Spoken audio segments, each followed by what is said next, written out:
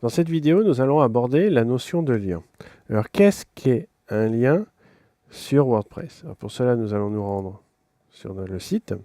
Et en fait, les liens, c'est ce qui apparaît dans la colonne de droite, ici, au niveau de ce qu'on appelle ici la blogoliste. En fait, la blogoliste, c'est une catégorie de liens. Et à l'intérieur, ce qu'on y trouve, ce sont des liens. Donc, quand on retourne sur notre interface d'administration, on va dans l'onglet Gérer, ici au niveau des liens, et on retrouve tous les liens qu'on a vus apparaître sur le blog, donc dans la colonne de droite, et ils apparaissent tous sous la catégorie Blogolist. Il est ici possible de gérer également les catégories de liens ou d'en créer une nouvelle. Ici, elle s'appelle Blogolist. Nous, ce qu'on va faire dans le cadre de cette vidéo, c'est qu'on va créer tout d'abord une nouvelle catégorie qu'on va appeler Amis. Donc l'identifiant sera Ami. Donc l'identifiant ici, c'est le même concept que pour ce qu'on a vu auparavant, c'est-à-dire que ce seront ces termes-là qui seront appliqués dans l'URL qui nous permettra de voir l'ensemble des liens comportant cette liste. Ici, on peut mettre par exemple liste de mes amis. Donc j'ajoute cette catégorie que je peux ici modifier ou supprimer comme je le veux. Et ensuite, je vais écrire un nouveau lien pour mettre dans cette catégorie. Ce lien, par exemple, je vais l'appeler Amaury. Je vais insérer son adresse Internet, description, site web Amaury. Et en dessous, je vais choisir comme catégorie la catégorie Amis.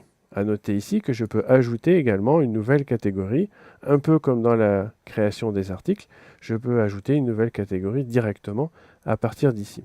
Dans les options avancées, nous avons ici la possibilité de déterminer une cible. En cochant la case blanche, ça va ouvrir la fenêtre vers le site dans un nouvel onglet. Ici, en tapant Top, ça va ouvrir dans la même fenêtre. Et enfin ici, si on coche aucune, ça va ouvrir dans une nouvelle fenêtre. Donc vous avez trois possibilités pour afficher et ouvrir le lien vers le site que vous avez créé ici.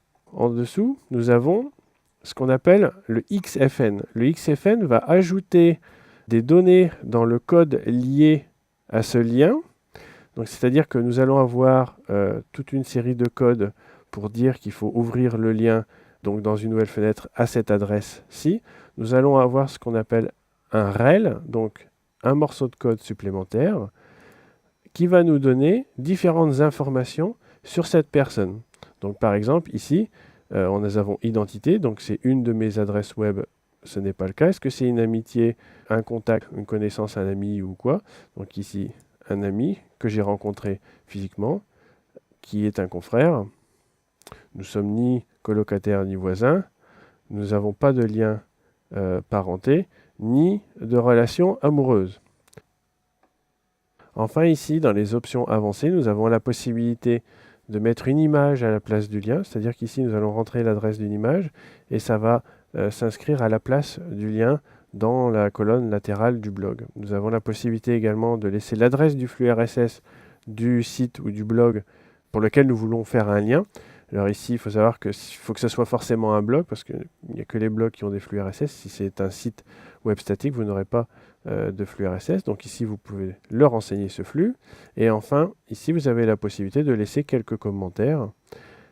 Et en dessous, vous pouvez faire un peu comme pour les pages, c'est-à-dire que vous pouvez donner un classement, un ordre de classement de vos liens.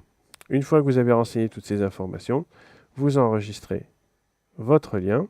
On va voir sur le site, et ici on voit bien qu'on a créé une nouvelle catégorie de liens, donc une nouvelle liste, et que dans cette liste, nous avons ici le site web d'Amaury, et en cliquant dessus, on arrive directement sur son site web.